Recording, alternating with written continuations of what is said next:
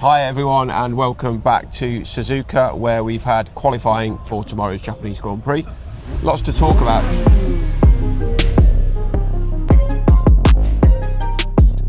Let's start with, though, surprise pole sitter Max Verstappen. Just how good was that lap? It was pretty exceptional. I was in the driver pen at the time, and we were talking to Pierre Gasly, and suddenly he stops and turns around. Just as I'd asked him a question, he stops and turns around. He goes, "We can watch this together." And I think all the drivers were in the pen at the time were pretty astounded by the lap. Tiny margins over the two McLarens.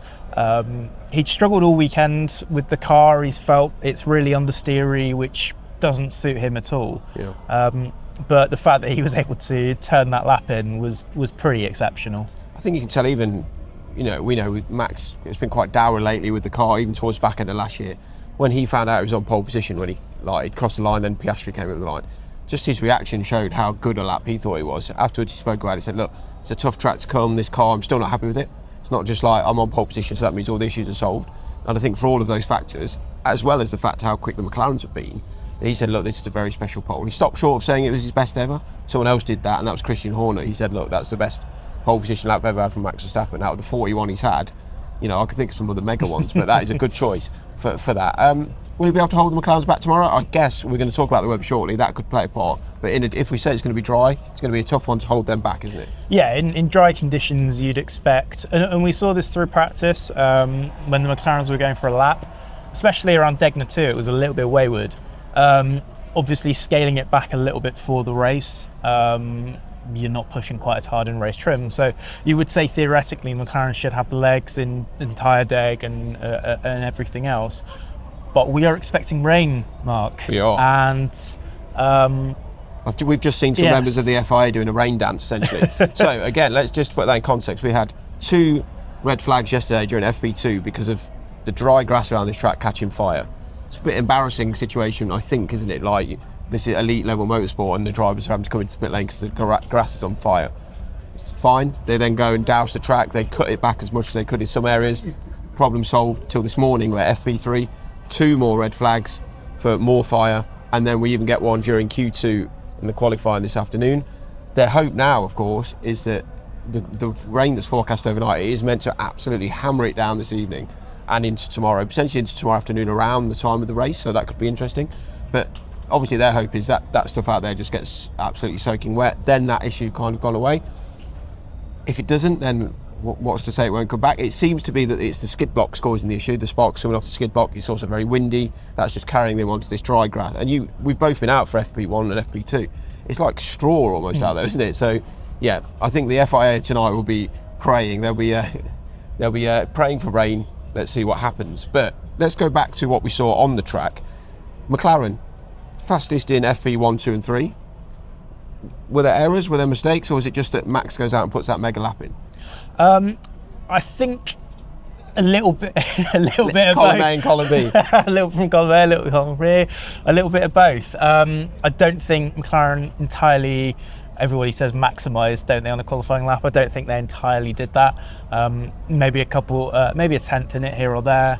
But Max put that lap in. He maximised. He did. He put that lap in.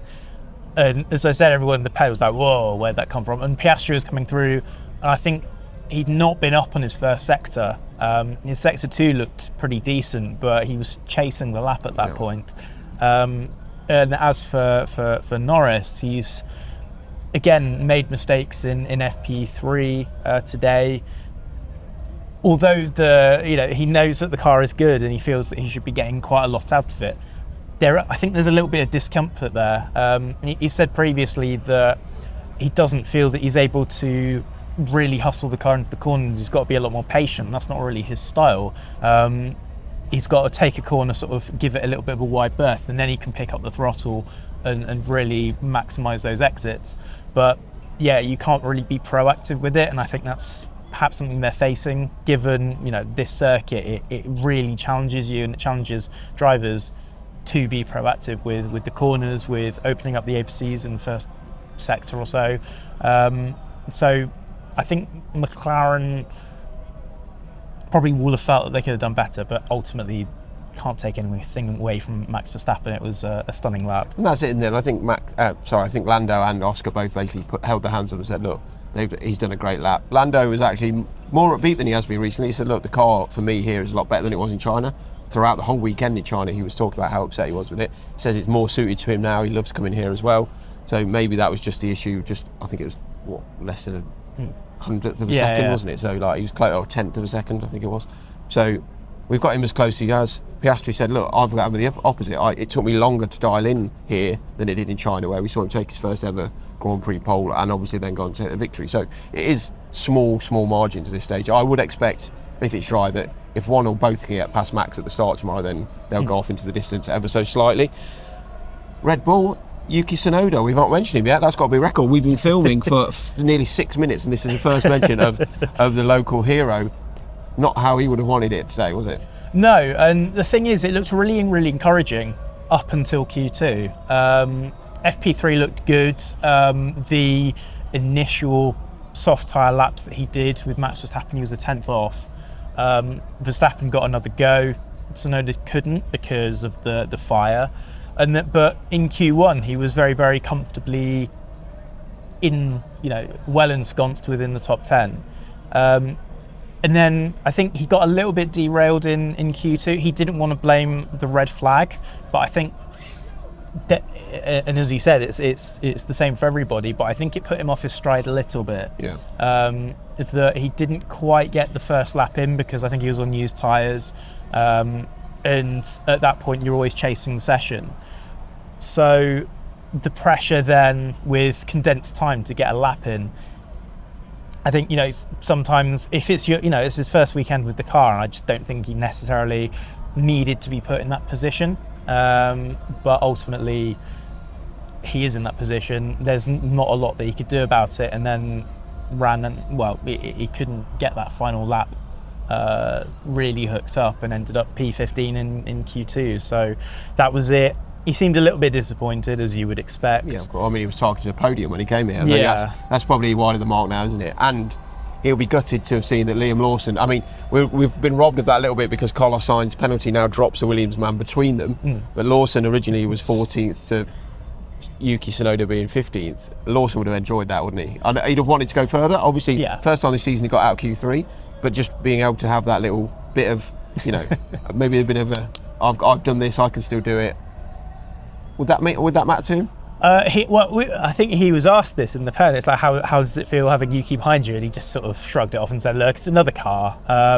He wasn't particularly happy with his lap either, and we saw the pace of the racing bulls. Obviously, Hadjar got that into Q3 and qualified 7th. So there was more there, but again, this is his first weekend with the car. He did comment that it has just a wider operating window. He does feel comfortable in it already. But again, it's a learning process there. It is a different car to the one that he raced last year. It's the same team. And I think if you're going to get dropped from a team, the best way to build your confidence back is to be back among a team that you know very, very well. And I think we saw that with Pierre Gasly back in 2019. So he's got an opportunity to really kind of just lay some roots down, bed himself back in and get his feet back under the F1 table, because it's been a bruising 2 rounds for him, but he's shown a lot better this weekend, so I think he'll be relatively pleased. You mentioned Isack Hadjar. We've barely he's the one of the 4 really hasn't really had a mention this week, but then he goes in 6th and 7th despite the fact all those issues he had in Q1 with, I believe it was his seatbelt. Yes. And you spoke to him in the pen. How was he feeling? So yes, it was seatbelts, and he was asked about the location of the discomfort, let's say. He wasn't really in the mood for joviality, which was interesting. He almost looked slightly disappointed, and I don't know if that's just his demeanour, because I don't know him very well. He feels like he's very, very guarded. Was he speaking more high pitched as well, or? Surprisingly, there was no pitch. It was very, very kind of flat. For someone that had just outqualified Lewis Hamilton, his childhood hero, he didn't seem particularly enthused. I think he commented, "I can't be too excited in Formula One," and I think he's a little bit wary that past radio messages have kind of caught up to him.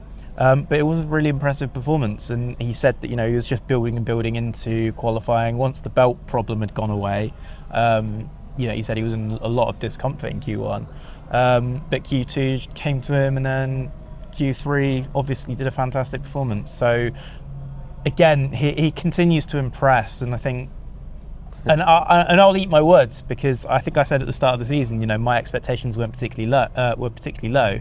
Well, they weren't particularly high anyway. And now, Miami, he'll be in a Red Bull, I imagine. Things going at the moment. Given the turnaround, but I think, yeah, you know, you've got to say that he's done a fantastic job, and he's just come into Formula One and impressed, and yeah, absolutely, he's been super impressive.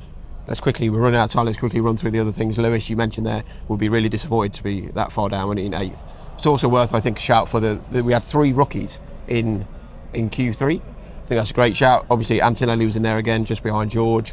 You've got Hadjar was 7th, and then Ollie Behrman, what a lap for. He said, look, I didn't even think I'd get in Q2 here, and he's in Q3. What a start for him tomorrow. It's going to be a great race. There's lots of intrigue, not just the weather, not just the fires, but what happens out on track as well. Join us tomorrow, where we'll go through a little debrief with you at the end of the day.